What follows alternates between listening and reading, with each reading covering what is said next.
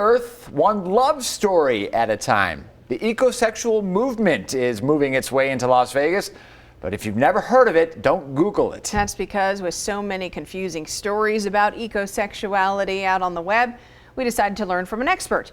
Fox 5's Shernay Amara sat down with a professor who's been researching the start of the movement for years and gets into the weeds of what's going on.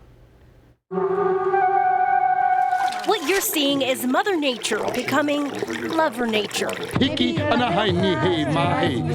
is actually one of many weddings to the earth, and this one,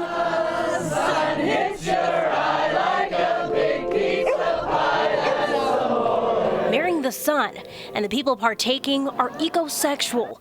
And yes, people are literally taking vows to the earth. To take the earth as our lover. But no, it's not what you think.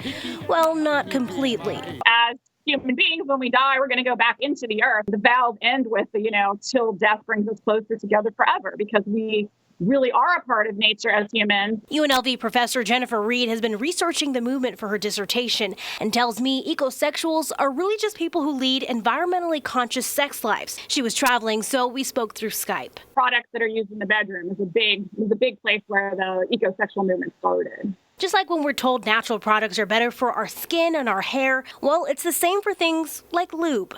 And that can lead you down a slippery slope when it comes to your health. And oftentimes they're actually made out of toxic materials since they don't have any health regulations.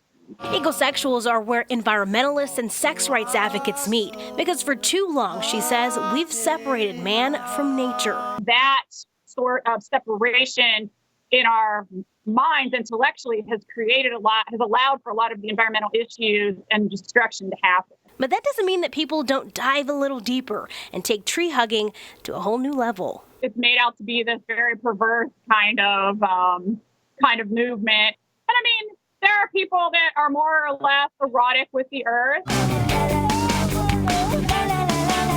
They feel like an erotic experience, like, going in the hot tub, this sort of thing, so that it's also drawing back to, an everyday connection with the earth. The sexual identity is growing. Google even shows a spike in the search terms in the last 2 years. But Reed tells me, for the most part, when you look online, things get a little exaggerated. They have big public performance art weddings. People dressed in elaborate costumes. They're creating performance art pieces to draw attention to the issues. And that's what performance art does. Over 100,000 people identify as ecosexual. Now there's even a push to add the letter E to the LGBTQ acronym. We went down to the center that serves the LGBTQ community to talk about how ecosexuality falls under that umbrella. Those letters and which ones we're using change.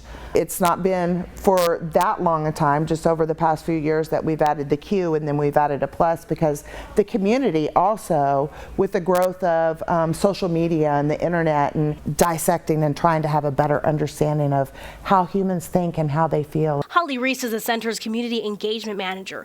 She tells me there are over 26 letters that fall under what's called LGBTQ+. And there's no official way to add a letter, but it becomes more recognizable with more people who identify and accept the terms. Our culture that we live in is very heteronormative, so it's normal. Right? Normal to be heterosexual. She tells me those boxes are restrictive and don't fit everyone. And when they don't, that's when new terms surface. And in a city like Las Vegas, I'm told exploring sexual curiosity can thrive. People come to Vegas wanting to experience sexual kind of things. You have the Erotic Heritage Museum. But the goal of the ecosexual movement is simple: finding eroticism, becoming one, and reunifying humans with nature, whatever that means to you.